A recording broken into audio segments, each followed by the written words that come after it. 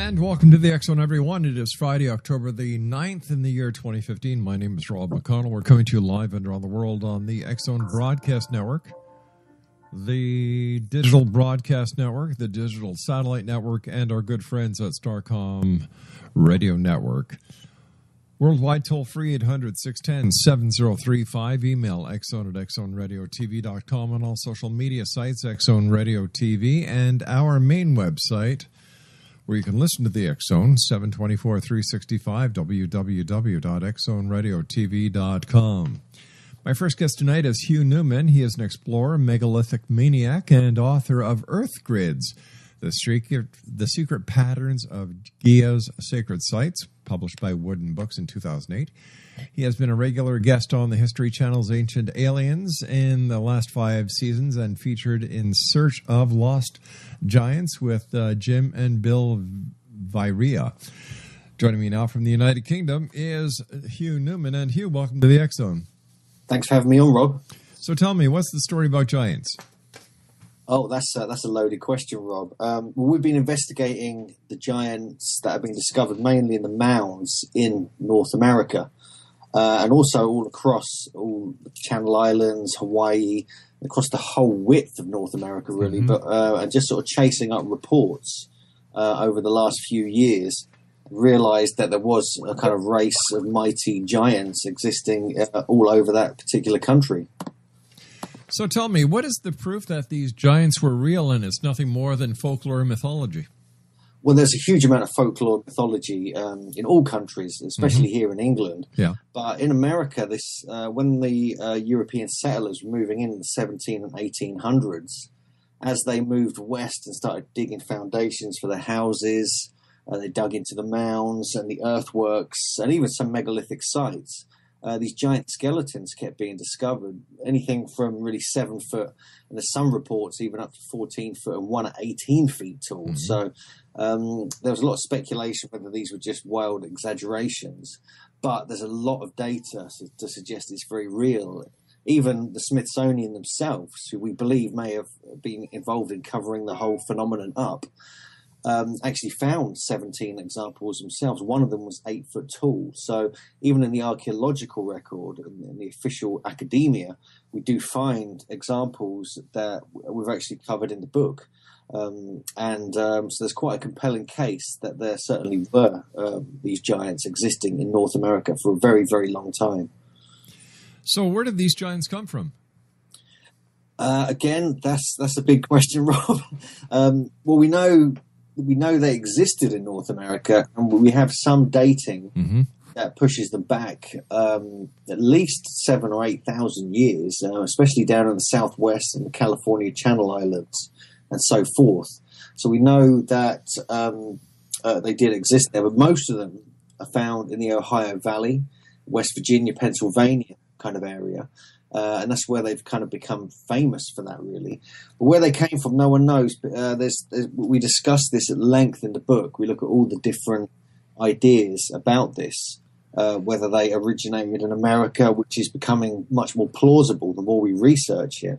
And it certainly fits in with many Native American myths and creation myths and folklore.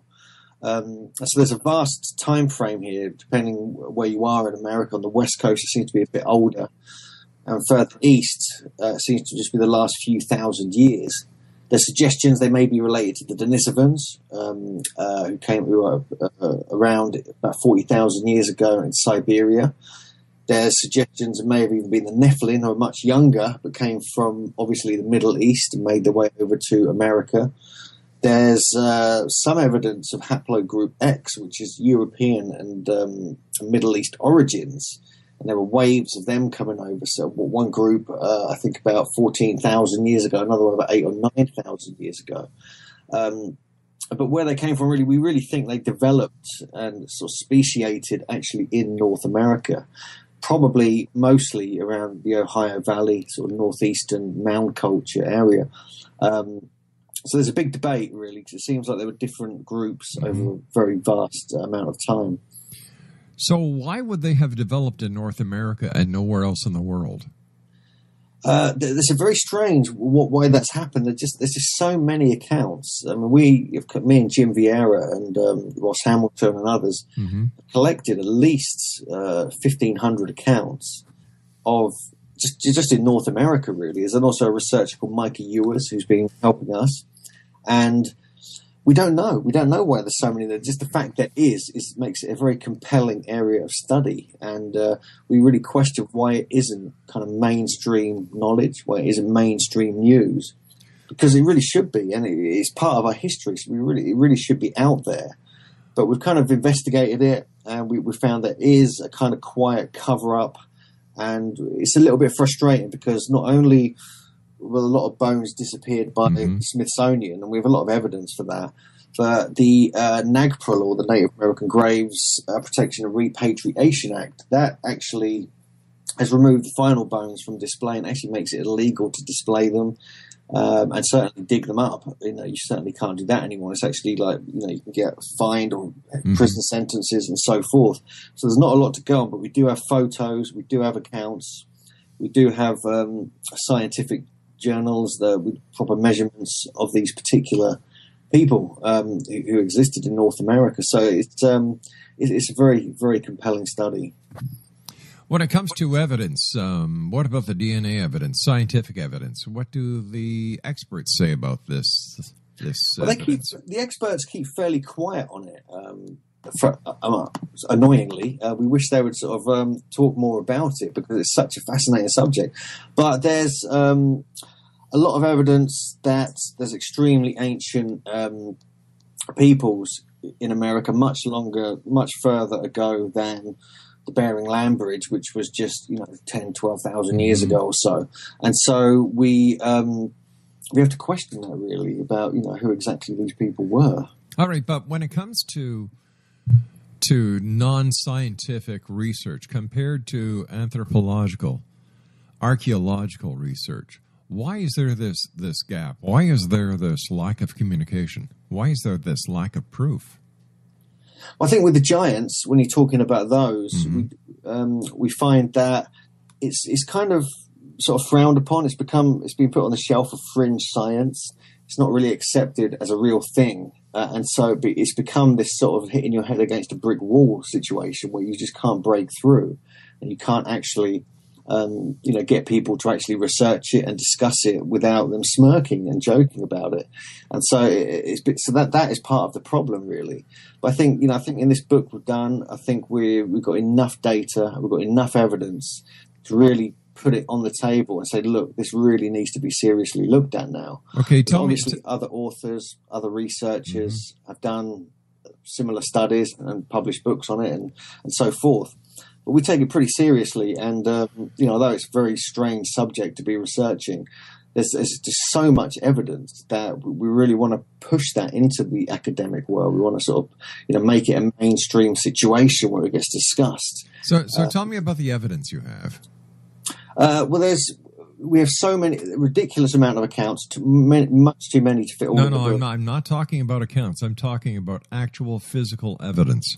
Well, I just explained that the Smithsonian took most of the bones, and then NAGPRA has made it illegal to actually have the bones available to view anywhere. There are many displays all over the country, skeletons and bones and skulls. And so unfortunately, it's actually illegal. But there are some around. There are a few bits and bobs here and there. And a huge amount of data, especially the photos. I mean, we have several photos we've uncovered of these particular skeletons with doctors and surgeons and scientists and anthropologists and ethnologists who have measured them, studied them, and presented their findings in scientific journals. So there's a huge amount of circumstantial evidence. You see, that's the key word, circumstantial evidence. But I mean physical evidence. What kind of physical evidence do you have? Well, there's literally, it's all being removed. Unfortunately, it's all either in private collections, it's in the Smithsonian basement, yes, or it's been destroyed. All right. So as it stands now, Have you ever seen any of this physical evidence, or are you just going on hearsay as well as photographic pictures of what is supposed to be giants? Yes, there is a skeleton in Mutta Museum. Mm-hmm. It's a 7'6" skeleton. Anyone can go and see it. And it was found in northern Kentucky in the Ohio Valley. Right. And it was discovered about 150 years ago. And it's on display, and people can go and see that. But it got its origins were deliberately kind of covered up, and we found that when we looked into the records. But we know it came from that area. We know it's from that particular area where they existed. And so that's one place. That's one place to look. But since we've done the TV show Search for Lost Giants, we have had a lot of people contacting us, saying they have physical evidence, and we're sort of following that up, or they know where it is. So we're following that up, and we're going to sort of push for that and see what we can come up with over the next few months and years. All right. So you come up with this evidence. What are you planning to prove? What is the significance of having these giants being rediscovered? Well, we're not trying to prove anything. Okay. We're just opening up it for discussion. It's just a fascination of ours. It's something we've just got into our heads into researching, and we're really questioning human origins and human so-called evolution, about who we really are, where we came from. So we don't have we're not trying to prove anything. Okay. We're just putting out all these accounts in a very balanced way, and just to see if people. See what people think about it. Really, we're just very interested in this as a whole subject, because there were just too many accounts to just put them aside as hearsay and just unreal. It's just way too many. There's no way that would happen. It kind of becomes quite overwhelming. There's obviously a lot of people who actually witnessed them between the early 1500s and the 1900s. Various explorers. Even Smithsonian personnel like W.G. McGee, who witnessed the Seri Indians down on Tiburon Island, who were still alive in the early 1900s. We have Captain John Smith, who witnessed the Susquehanna Indians in Virginia. Obviously, there was many witnesses of the Patagonian giants and the Antarctic Circle area in the between 1500s and the 1900s, and even there's numerous other Spanish explorers who also witnessed them firsthand and actually interacted with them. Even Sir Francis Drake, who done the circumnavigation around the world in the late 1500s. Met some and hung out with them near San Francisco, and so there's a huge amount of data if you know where to look, and we present as much as we possibly can in the book. All right, so here you've got one species that is available for public display. Am I correct? I don't understand. Sorry. Well, you said that there is one skeleton that people can go see. Everything else has been taken by the Smithsonian and other organizations to suppress the information. And if there were so many of these giants, how come there's only one available? How come museums aren't filled with these giants? Okay, well, I'll explain it again. It's because of NAGPRA, Native American. No. I understand. I understand. In the country. I understand. Hello. I understand what you're saying, but that doesn't justify only one being displayed if these giants were so populous as you've described. I can say it again if you like, but it is because of NAGPRA. That's the main reason. What about outside of the United States? Well, we haven't been researching there. We've been why looking not specifically in the United States. Why just in the States? Why not elsewhere? Because that's what we are researching for this particular project. Why? Because there's so many accounts. We were just fascinated by it and decided to do that as the project. So where did your research start? On the internet? No, it's actually through various... for example, Jim Vieira, who lives up in Massachusetts, his research started up actually his local area in his museum, Deerfield Museum, where he came across evidence that there used to be a huge bone there. which would have matched an 8-foot tall person. Mm-hmm. And there's all the stories to go with it. And there was a guy there who used to run the museum in the 1800s called I forget his name actually, but he and so the whole area around where he lives, there was data and documents and newspaper accounts and town histories of his local area which talked about that, so he researched that firsthand from it. Then we followed it up, mm-hmm. obviously on the internet as well, and did as much research as we could of all the old newspapers, all the old scientific journals, even Masonic publications and Rosicrucian publications, and so forth. So fringe, so the fringe print.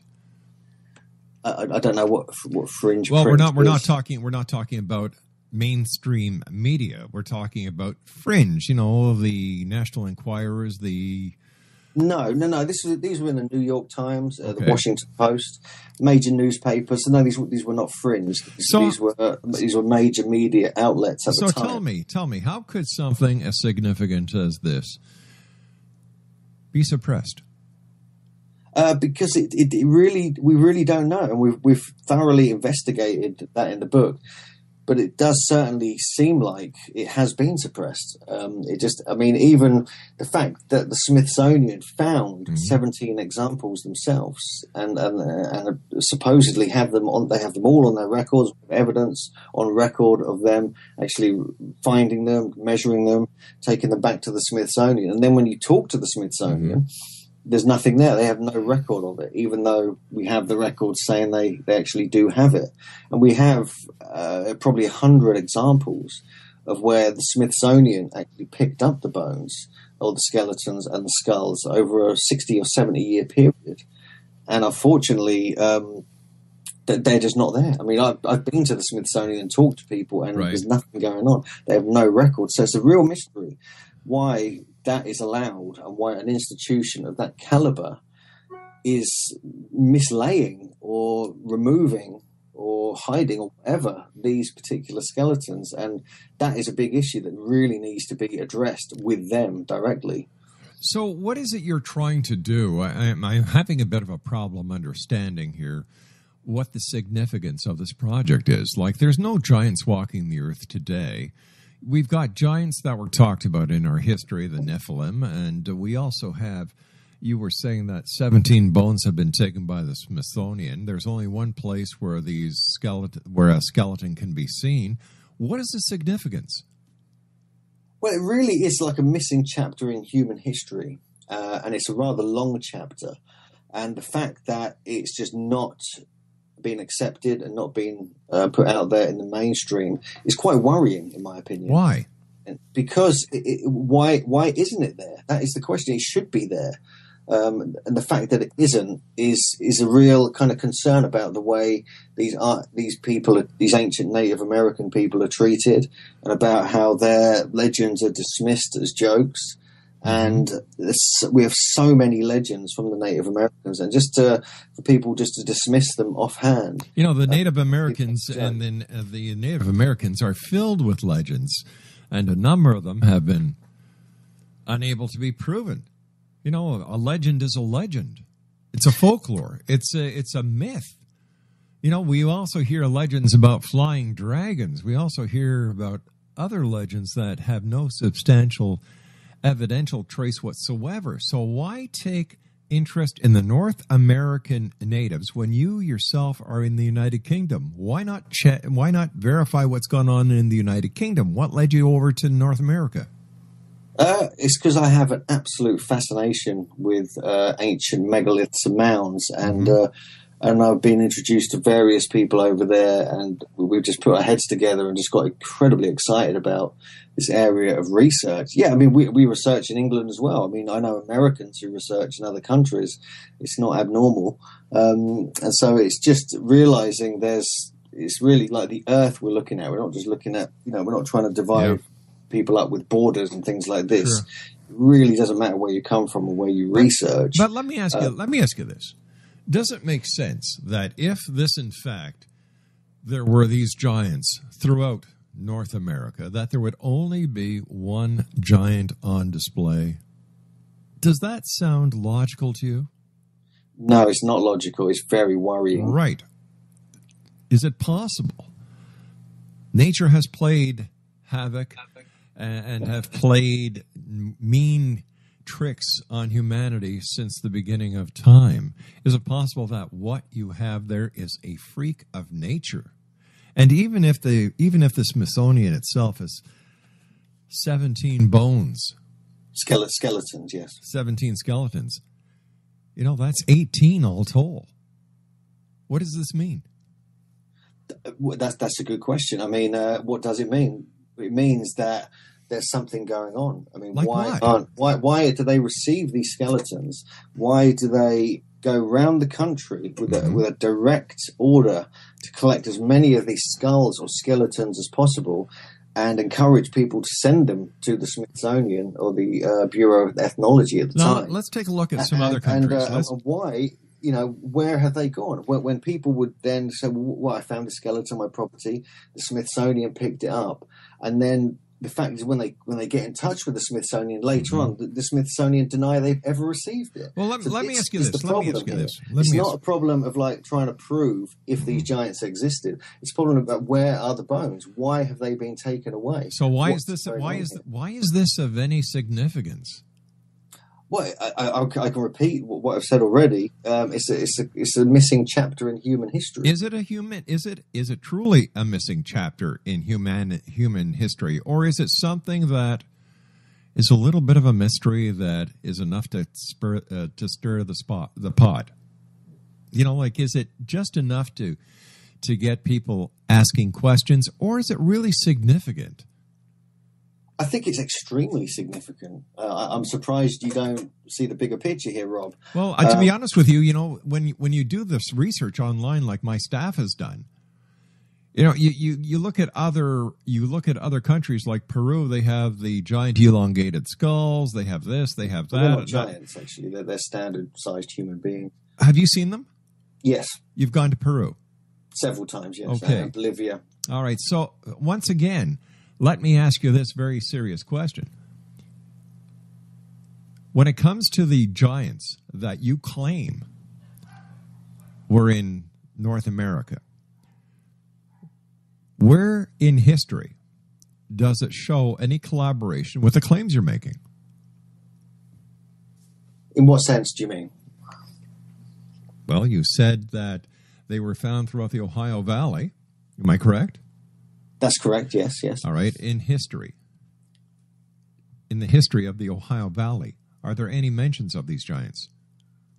Yes, there are numerous. Yes, there's hundreds, in fact, in the Ohio Valley, because you have the town and county histories. Mm-hmm. You have, obviously, the local newspapers, and you have the national newspapers. And, of course, you have the Smithsonian itself and the Bureau of Ethnology, mm-hmm. and who were investigating and digging into the mounds in this area and actually finding them themselves, recording them, and they were matching up with the myths and the legends of the inhabitants there. And so, yes, there's a huge amount of data from very, very reputable sources. And to dismiss them offhand is very kind of unusual. Because if you actually look at the data yourself, as a researcher, you can see that there's a pattern there. And it's like, anything really. It's like you can dismiss many different things. Okay, so let me ask you this very simple question. Where did they go? Well, unfortunately, we don't know. They obviously died out. They got killed off. Many of them were warriors and chieftains. And just the gene pool became more kind of sparse, mm-hmm. and so weak. And so the selective breeding that may have been happening back then unfortunately didn't maintain itself. But even up to the early 1900s and in the mid 1800s, they were the tallest people on Earth. The Plains Indians were the tallest people on Earth on average at the time. Even compared to the warriors in Africa? Compared to everyone in the world, the data that was collected back then, yes. The data that was collected back then, but how about the data that it was collected now? Well, it's irrelevant now because we're not talking about now. We're talking about history. But how about the data that was collected by anthropologists that date back to the time of I believe it's the Zulu tribes in Africa that were very tall? Yes, I mean, there are obviously other people around the world who were tall as well. But they're still around. The Zulu warriors are still around. How come these giants disappeared?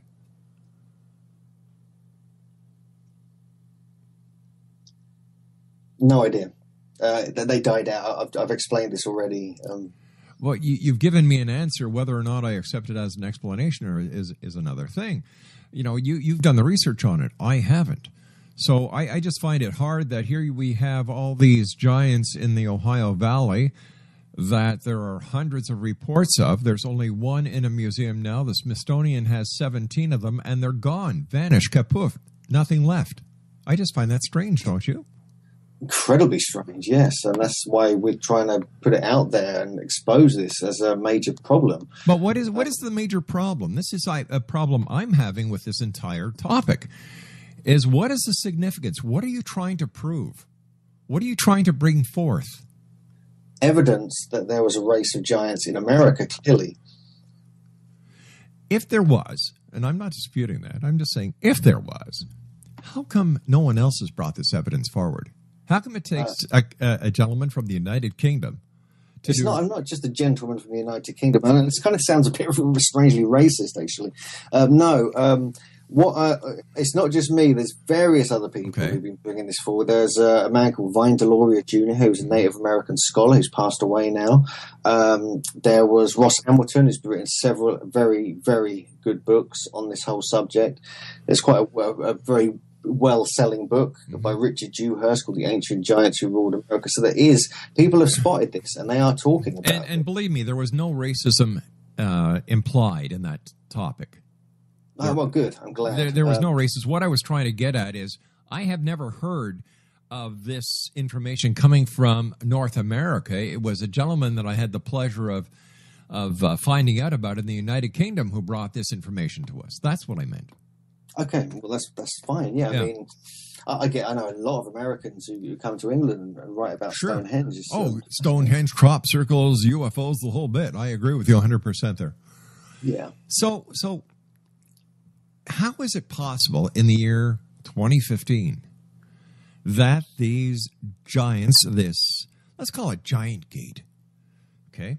Watergate, Giant Gate has eluded mainstream America, mainstream world. How could this be possible, especially when you look at the Bible, it talks about the Nephilim. When you look at Greek mythology, it talks about giants. When you talk about other religious philosophies, they talk about giants.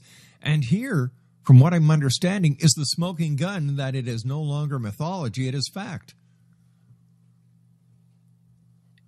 So was there a question there? Sorry. Yeah, there was. Okay, I didn't catch the question. I said, how did mainstream world miss this connection? Well, no, I mean, it didn't miss it because it was actually presented in major newspapers and scientific journals for over 100 years, even up to the 1950s, where recent discoveries were being made then, reported by archaeologists and academics and so forth. And so it hasn't been missed. It's just been forgotten. I think that's I think that's the point here. But Hugh, why would it be forgotten? Like, isn't this very significant? Why would people forget this? Or is it a matter of the times when people just don't care? I think people just don't care anymore. I think people didn't, at the time it was a fascinating thing, but people were not that interested when they were taking over the Native American lands as to whether, who existed back then. It didn't really fit with the theories that were coming forth then. It didn't fit obviously with Christianity. It didn't fit with evolution, which was being championed at the time. And it didn't fit with manifest destiny. And they saw these people whose land they were dominating and taking over as savages, and they wanted to destroy them and remove them off the land so they could land grab, take the whole lot. And the fact that they started in Smithsonian itself, they started measuring the skulls to try and determine who the most advanced races were. And so when they kept finding skulls that were between 32 inch and 14 inch circumference, it didn't fit with what they were pushing in the mainstream science and politics. And so it became a problem. So they deliberately dismissed it and hid it because it didn't fit, and it made it clear that these great Native American and possibly other cultural beings who were living there in America for a very long time, over the years when they were digging up these bones, that it didn't fit with their theory, so they had to destroy them, had to remove it from the historical record, even though they found them themselves and reported it in their own annual Smithsonian journals. It's fascinating. What was it in your life, Hugh, that drew you to the giants?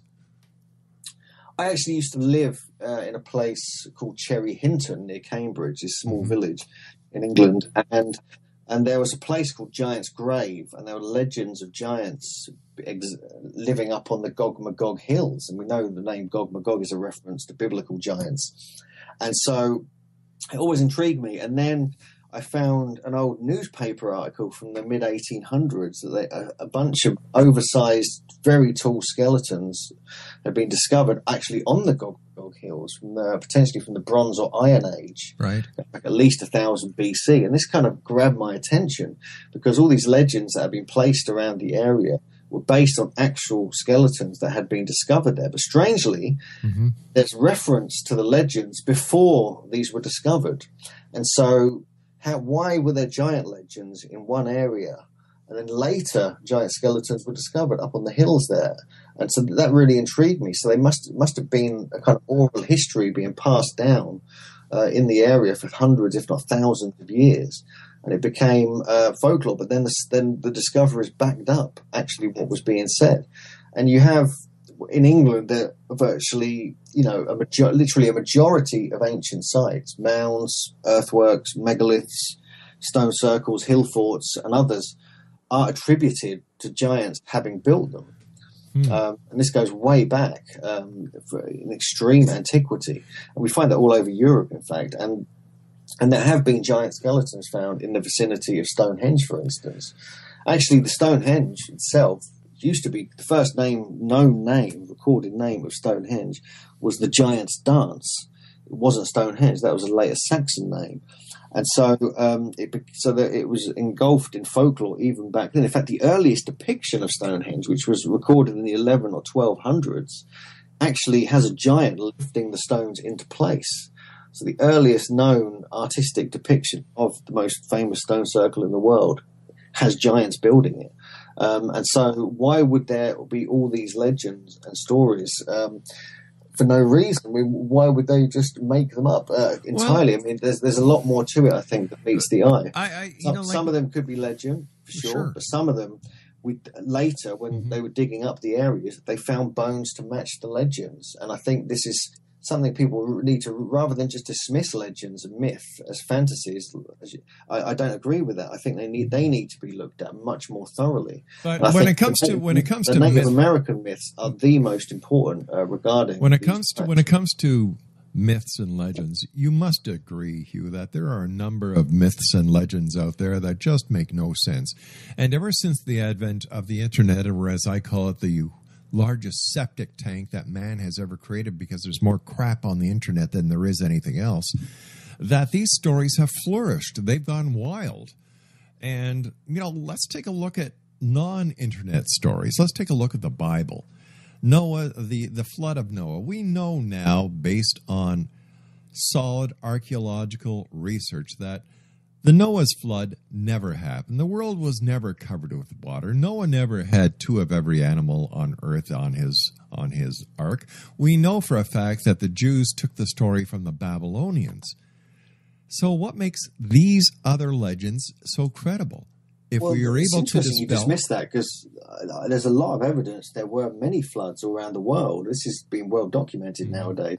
North America, the same. There's huge amount of data and even scientific data now to back that up with the whole Younger Dryas impact hypothesis. You said hypothesis. These asteroids actually hit the ice sheet and it caused great flooding and it actually raised the sea level. So there's a huge amount of evidence. But the whole world, Hugh, was never covered in water at one time. Noah did not have every animal 2 by 2 on this planet. We know that's for a fact. based but on... this isn't a Noah story. It isn't really a myth, is it? It's actually in a book. Well, it's a book. You know, Santa Claus is mentioned in many books, and he's a myth. He's a folklore. He's a legend. He's not real. You've got the same thing with the Tooth Fairy. You've got the same thing with the Sandman. You've got the same thing with Tinkerbell, for goodness sake. We just can't pick up a book, read it, and say, well, it's got to be real because it was in a book. Well, no, I agree, and I think that's why you need to listen to the native elders of various cultures and actually hear what they have to say, because often there's historical storylines encoded within their stories, and I think that is one of the most important things that is overlooked. These aren't often in books. Often, luckily, someone happened to spend enough time with these particular elders and actually record what they've been saying for hundreds of generations possibly before them. And actually, there's a lot of evidence now that's which Vine Deloria Jr. picked up on. You know, God bless him, he's a brilliant man.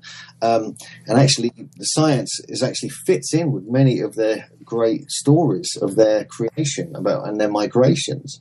And so I think this needs to be addressed. And I think, you could just joke about it. You can say it's Santa Claus and the Tooth Fairy, but I think there's a lot more seriousness that needs to be addressed. But in the big picture of the thing, in the big picture, how will that change our lives today? Will it make our lives any better? Will it take care of world hunger? Will it take care of the pollution problems that we have?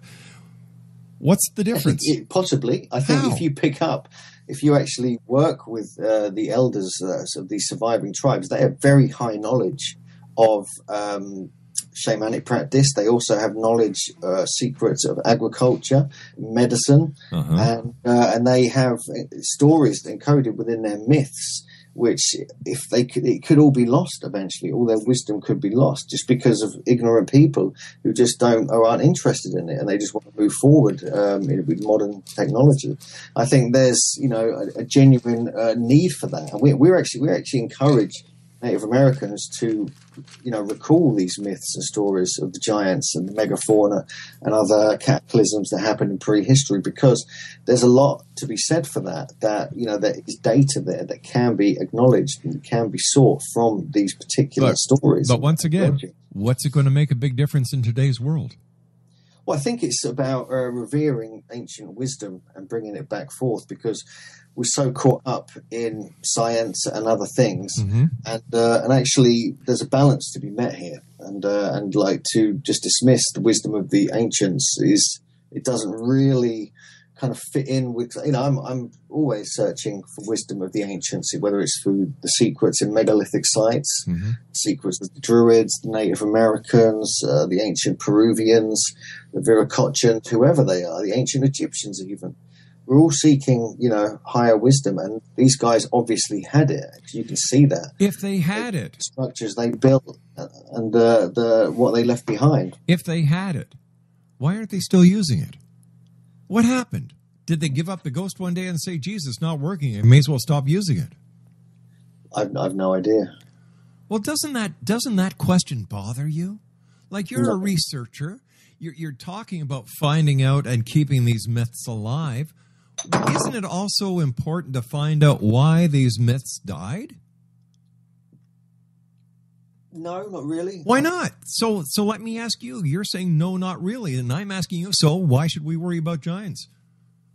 Like I've said about 4 times, I think it's 5 times. Because it's a lost, missing part of human history, and it really needs to be addressed. It's much like the elongated skulls we briefly mentioned earlier in Peru and Bolivia. They're not in the historical timeline at all, and yet there's hundreds of these have been discovered, and no one knows who they are, whether they are naturally like that. Some we know were cradle-boarded, a tradition that's even in North America as well, and all around the world, in fact. So no one actually knows what is going on with them. And thank God for people like Brian Forrester and others who are pushing forward with the research. Well, why don't they they're debating with people. They are looking at the ancient myths, the stories, trying and piece together what was going on then, like we are too. Well, why not worry about today? Why not worry about today? Why not worry about going forward? Why is the past so important to so many other people who can't make all the pieces fit? Like, let's go forward. Let's go forward in time. Say, okay, this happened in our past, but now we need to take a look at today and take responsibility for what's happening in the world today. Let's help each other. This is what I don't understand, and to be honest with you, I find it very frustrating. Yeah, I mean, I'm sure you do. Yeah, that's a real pity. So, what's the answer? I don't know. It's not really what I'm obliged to talk about today. I'm more interested in, the ancient mysteries. But an ancient mystery, according to so many out there, will lead us to the answers of today. So why, if you can't answer me on the significance of the giants and why people aren't taking it serious and why people aren't listening to elders of North American tribes and other indigenous people around the world, what's the sense in talking about it then? I think it's, I can repeat it again if you like, I think it's just important to revere and remember our ancestors and work out where we came from. People have a yearning to know this. All right. I understand and I respect your decision to remember and revere. I respect that. It's admirable. But why should other people? It's a choice, obviously. It's exactly. not like no one's force-feeding. I mean, why do people read the Bible? It's an old book. Who cares? It's right. The same principle. You could ask half the population of the planet, why bother with religion? It's all old stuff. I agree. I agree. You see, if I had my way, I'd abolish religion because it is the biggest problem in the world today. That's true. Yeah, it could be looked at in that way as well. Yeah. See, religion was written by people in a certain period of time. Religion has not kept up with the times and changed with society. That's how I see it. Religion is also a great way of controlling people. It's also when you look at the Vatican, in my opinion, it is the number one corporation in the world. The Pope is the president, CEO. The cardinals are the board of directors.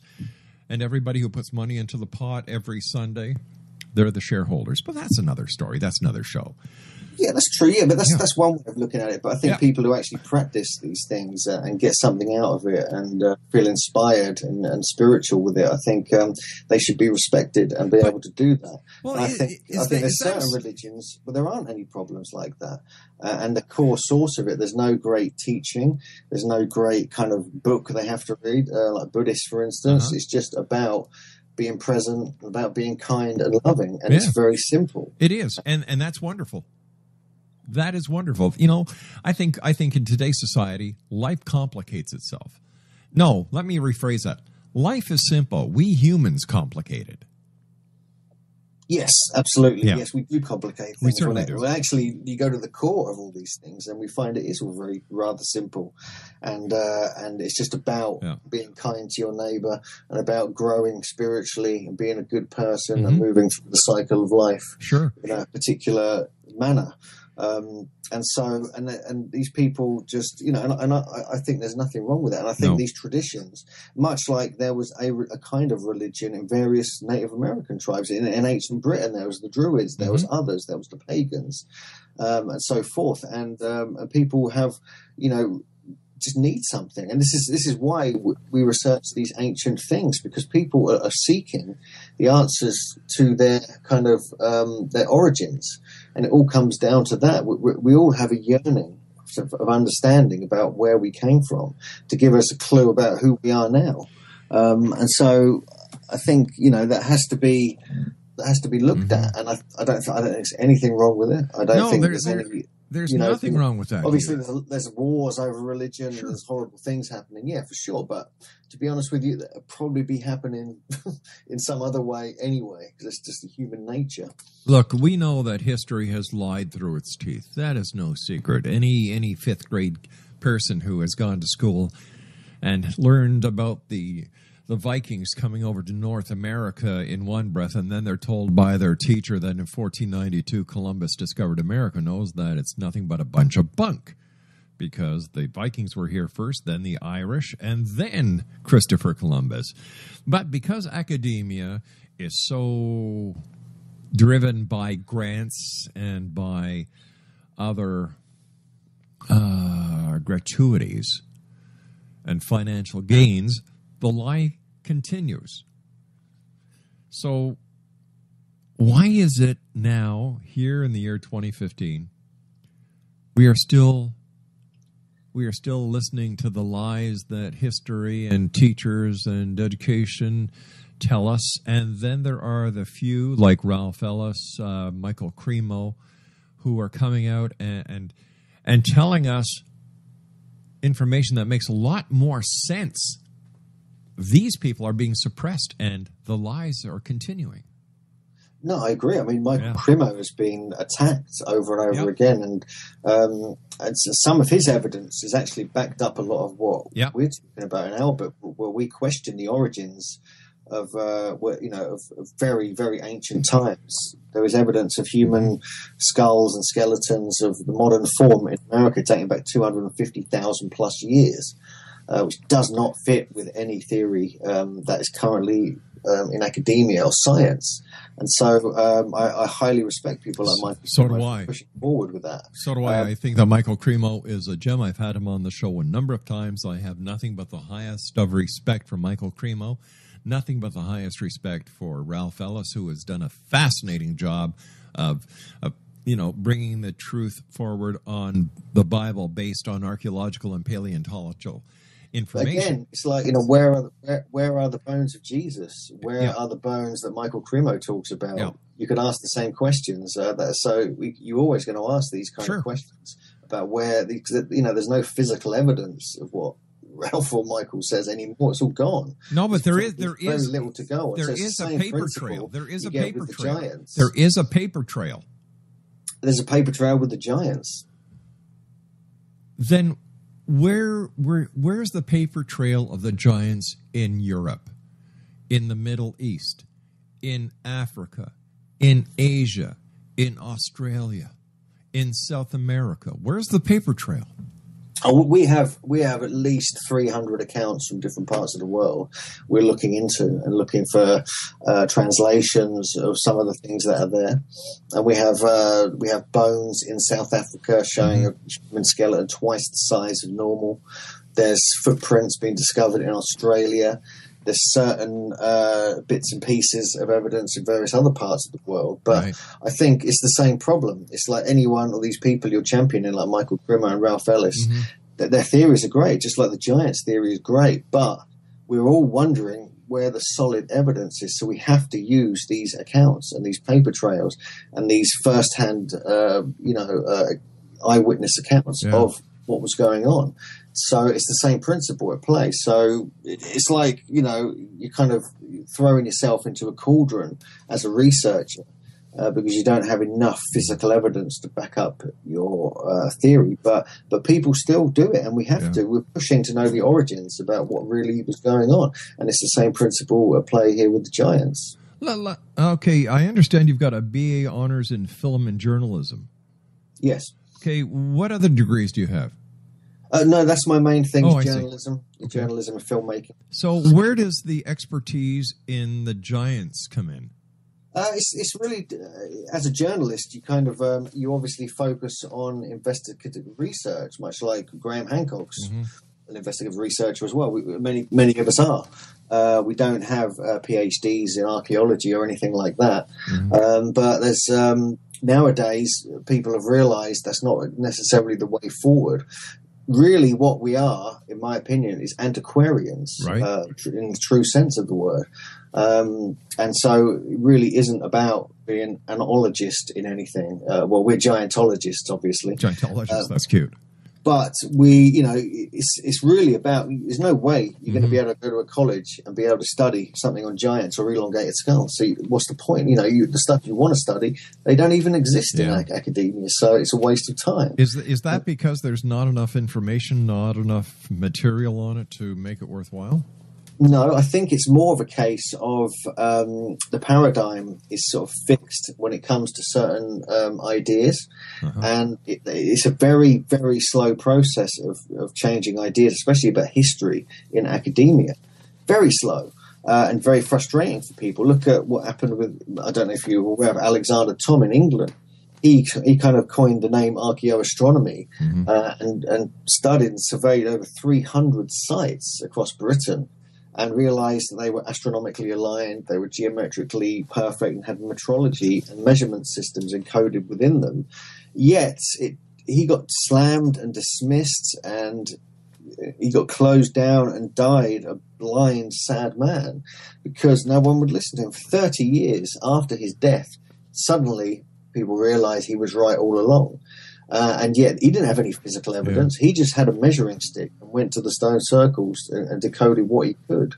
So why is it that way then, Hugh? Why is it that unless it's not proven beyond the shadow of a doubt, that people say you're nuts?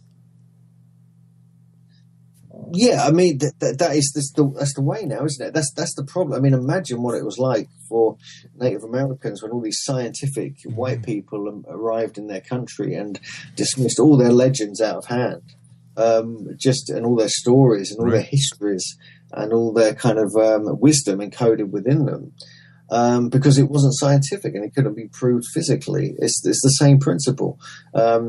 Many cultures are not based upon science. Science is new. It's new. And to me, it's going to be irrelevant in the next 100 years. You think so? It just doesn't make any difference. Why do you think? You can use technology. Yeah. You can use so-called scientific tests and things like this to help find the truth in things. But it's not the be-all and end-all. It's just one aspect. You have to go into these things with different angles. And I think an investigative journalistic mind is the key. Because if you're in academia, you have you're obliged to maintain the status quo and to only champion that. If you step over the line, you'll be dismissed. All right. So you really believe that science will be eradicated or will be of no use in the next 100 years? I don't know about eradicate or in no use. No, I think it's going to become partly obsolete, much of it, because you can test things as many times as you like. Right. The scientific testing formulas and things like this. And often you get different answers because of the nature of the quantum field. So it's difficult to to know what's what, and there's a lot of confusion now with this kind of thing. So I'm just intrigued by the fact that scientists in the 18 and 1900s were digging up these skeletons. They were reporting them. They were there was examples of Smithsonian professors like W.G. McGee. He actually bought a giant skeleton for $500. It's about $14,000 in today's world. And they take them back to the Smithsonian carefully and things like this. And why would they spend all that money on things if they're just fakes, if they're not real? Obviously, there are some hoaxes were discovered. Sure. Cardiff Giant and a few other ones that we document which ones are real and which ones are fakes in the book. But there's just too many unanswered questions with this. And we wish we could get our hands on, or at least photograph some bones to dismiss the naysayers. Hugh, I want to thank you so much for joining us tonight. We've run out of time. And Exo Nation, our guest of this hour has been Hugh Newman. He is an explorer, author, and he believes in giants. I don't know what else to tell you, Exo Nation. He believes. Giants. There you go. Jack and the Beanstalk. Was that giant real? A number of the giant photographs on the internet have been exposed as as fakes, I should say. Or hoaxes. That's what a hoax is, a fake and a hoax. And I don't know. The jury's out. I'll be back on the other side of this commercial break with the news as we continue here in the X Zone from our broadcast center in Hamilton, Ontario, Canada.